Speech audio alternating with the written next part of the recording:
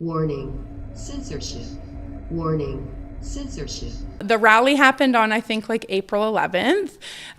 It was amazing. It was pouring that day, but we had so many people come. We had an open house. We had live meditation outside, live music, guest speakers.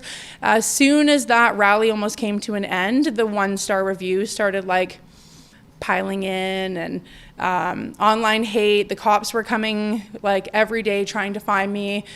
Basically the whole town tried to witch hunt me out of Bowmanville. I think in total there's like 30 something fines, and I think 12 summons to appear in court, which you guys have just been like taking that on full force, which has been amazing. We had a batch of tickets and summons that we didn't even know about, because they were coming here every day. We had privacy screen in the window just because I wasn't going to be here all the time. They've given her 4 days notice. So lo and behold, I attended court anyway that day because I already had matters up, and that matter was not up. It was not on the docket, so it wasn't served properly. They're trying to sneak it in there, and they're, like you said, they're trying to compound the issues against her over and over again when this is a dead in the water issue. She hasn't been open. And she's even allowed to be open right now, and she's not. With Rebel News, I'm Tamara Ugolini here in Bowmanville, Ontario, with someone who we've featured a few times on the platform now, Jess Downey. Started as an I Will Open case and then switched to fight the fines. And now we've had a few updates with Jess since the fall of 2020. So I guess almost a full year later. Jess, what's the update since your last interview with Rebel? Yeah, so since the last time, we've had 3 lockdowns, I guess, and cops every day, fines every day. We had a huge rally, and then after the rally, the hate came in, and then the staff left, and now we're replenishing and starting over. Yeah. And so you're transitioning from Boho Beauty Microblading and Spa into a new facility here. Tell us about it. Yeah, so we're transferring over from Boho Beauty Microblading and Spa. That was kind of like vanity driven. We're revamping over to more of like a healing center, a lounge, a spot for people to come in, because right now there's so much going on that we just feel that's what's going to serve people right now. And with the replenish of staff, we've brought in, we lost about 9 people after the rally. So the whole staff left because they couldn't take the online hate and everything that came from that rally. And we've replenished with 17 new women. So they're all healers, they're beautiful people, and we're just so pumped to have that fresh start and gear towards what's needed now in society, because it's been a bit of a sad time, you know. Bring us back to that rally. That was April, I think, that you held this rally here, and the streets of Bowmanville were infiltrated and packed by freedom fighters and freedom lovers. So what was the fallout for you and your staff and then the business after that? So the rally happened on, I think, like April 11th. It was amazing. It was pouring that day, but we had so many people come. We had an open house. We had live meditation outside, live music, guest speakers. As soon as that rally almost came to an end, the one-star reviews started like piling in, and online hate. The cops were coming like every day trying to find me. Basically the whole town tried to witch hunt me out of Bowmanville. So I think in total we had like 200 one-star reviews, like death threats, phone call after phone call, people trying to hack the Instagram. All day I kept seeing like someone's trying to activate your account, like all day, every day for about a week. Emails, people were making TikTok videos about me, basically saying like, destroy her. People were contacting Aaron O'Toole, I think his name is, saying like, you need to drag her out of the town. From there, that rally kind of activated the staff they one by one all quit, even though they were here the entire time knowing that we were who we were, right?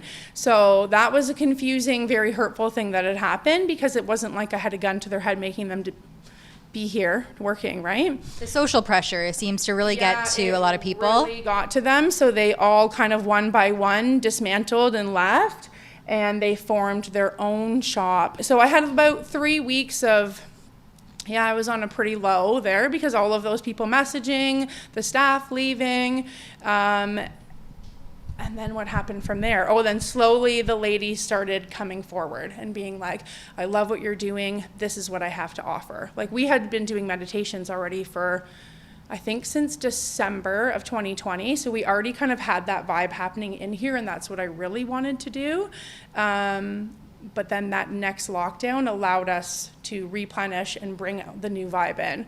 So now it is strictly healing. So we do like meditation, yoga, we do Reiki, we do drum circles, we do empowerment circles, we do facials where we incorporate Reiki and guided meditation and red light therapy. So it's just a full space of, it's just beautiful. Going back to these tickets and the summons and everything that's come to fruition post rally. Yeah. Like, tell me a bit about these summons and the things that you're up against with the health unit. There's lots. So I think in total there's like 30 something fines and I think 12 summons to appear in court, which you guys have just been like taking that on full force, which has been amazing. We had a batch of tickets and summons that we didn't even know about, because they were coming here every day. We had privacy screen in the window just because I wasn't going to be here all the time. And you haven't been here, right? No, We spoke I off haven't. camera. You haven't been here for several weeks, however long. No. And so you weren't here to receive these summons. Tell us about this. yeah, so once the rally happened and the death threats started happening, I didn't feel comfortable being here alone, and there was no staff. So it was like, how am I supposed to run with no staff, being here alone, and then all these crazy people in Bowmanville like wanting to witch hunt me out of here?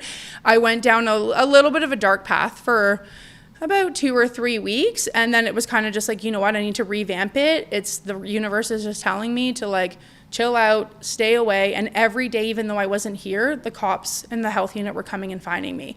And I have that proof because businesses across the street would take photos and be like, cops are there. And I'm like, here's me up north. I'm not even down there. So when you guys contact, you're like, oh my gosh, you have court in 2 days. We didn't even know. I'm like, I didn't know. I wasn't even here. So they were continuing to fine. I have the stack right there. I think it was 8 new fines and 2 summons to appear. And they were Section 22s. They were trying to board me up, but I wasn't here. But they still gave the ticket. So then Jenna was like, well, they didn't even serve you in person. This is illegal. This is insane. And then they knew that I was back. And then they came that day and they served me again. And they pushed the court date again to, I think, September 14th or something. And on that note, we will throw to a quick segment with Jenna Little, the paralegal who is defending you for this onslaught of compounding infractions that you've received. So let's check that out. Jess seems to be facing a campaign of harassment. I'm not sure what the basis of it is, if this is some sort of personal vendetta on the health officer's end, or if this is just an abuse of power or somebody wanting to prove themselves as a health officer. We've had reports that the health officer has been spending a lot of time checking Jess's business, even though she hasn't been there for several months. It's really hard to understand what's behind it because there's clearly no legal basis. But yeah, they've been creating these new summons, and I received an email from them 4 days before one of Jess's court dates asking me if I could be served with a summons for Jess on her behalf, which is allowed, and it's been allowed since June. That's when the laws changed to allow that. Of course I said no. I'm not taking a summons on behalf of my client. They can serve her properly per legislation. Moreover, they've given her 4 days notice. So lo and behold, I attended court anyway that day because I already had matters up, and that matter was not up. It was not on the docket, so it wasn't served properly. They're trying to sneak it in there, and they're, like you said, they're trying to compound the issues against her over and over again when this is a dead in the water issue. She hasn't been open, and she's even allowed to be open right now, and she's not. Now, I liked that, the legislation there. What happens? I mean, this seems to be what happens when you give health units jurisdiction to start handing out summons to people in court. Traditionally, is that how the law would work? Well, any kind of peace officer, which is a designation used for a variety of different types of provincial offenses officers, they have the power to give a summons to court. But the legislation that changed in June was that it no longer has to be personal service on the defendant. It can be email service on a representative. It can be couriered service as well. So it creates quite a few gray areas in terms of, was this person actually served or were they not? The officer does have to swear an affidavit that they did serve you, but I do bring into question the legitimacy of how one can swear to an affidavit of service if they aren't 100% sure that that person was actually served and formally invited to court. Like, they're getting us to a breaking point where they just want us to quit, right? And all of these fines, like every single day. There was a day that I had 2 people walk in, 3 people were in here without a mask, and 2 staff, they gave me an $800 fine for every single one of them. Wow. Yeah. And meanwhile, yeah, I mean, I've gone to Walmart unmasked throughout this whole... I never have, yeah, same with you. And I can do that freely, more easily in a big box store than I can in a typical small business, which is really sad because I'd rather frequent the small business than the big box store. That's what I was just going to say. Like, I have refused to even go into a small business because they are so feared of the fine or the judgment, or maybe they really do believe in all of this that is happening. But I won't enter anything down here because they will scream at you and video you and put it on Facebook. Like, I've seen it. The businesses have become so awful, and here we just allow it, and we always have. So yeah, all these things I want to do and I want to shop, I refuse to do it in a small business because they won't let me come in. So I'm being pushed into the big box store because they're awesome. Isn't that messed up? It's a little bit backwards. It's a little bit backwards. Yeah, they have been amazing. I've never ever put one on. They don't ask me anything. I shop with my kids. There's been nothing. Never received a fine at $880. No. And nobody follows me around spraying cleaner all around me like they want me to do here. Yeah. They want you to basically follow people and like clean behind them as they go.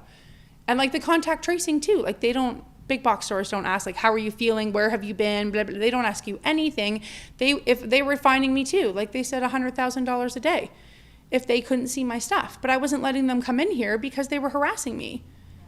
So it does border on harassment, and we found that a lot of times with the freedom people in the movement or these small businesses, that it starts, and even the tracing for travelers, it does border on harassment. What does the future look like for you, especially as the narrative is built for this fourth wave, and we know there's probably an inevitable lockdown coming? What does the future hold now for the Moonstone Lodge? Well, because we have like 17 warriors with us, we won't be locking down 100%. We will be here working. And what I see is there's just going to be more truth that keeps coming out and more people that are starting to come to this side. So I think we're actually kind of excited for a lockdown and to see what comes from that, because now it's not just me. There's 16 people behind me, like before they would run to the back and I'd be on my own. And I see a future of people just piling in because we draw in that energy and everybody needs healing right now. Mm-hmm. That's great. Well, thanks, Jess. I look forward to following your story and seeing how all of these things work out as we continue with this COVID pandemic, which is crazy to think we're a year into it and still... I can't believe I'm meeting you a year later and we're still having the same talk. Yeah. Right. And thank you. I was gifted this beautiful little shirt, Rebel News and the Moonstone Healing Lounge. And so we can urge people to come in and check out the various sections that you have available for everyone's shopping pleasure. In Bowmanville, Ontario, I'm Tamara Ugolini with Rebel News. We thought that our charter rights were protected, but this year plus has shown us that maybe they're not. Freedom isn't free, and neither is this civil liberties work. If you care about upholding the Canadian Charter of Rights and Freedoms, then please consider donating to our campaign and help keep this fight afloat at fightthefines.com.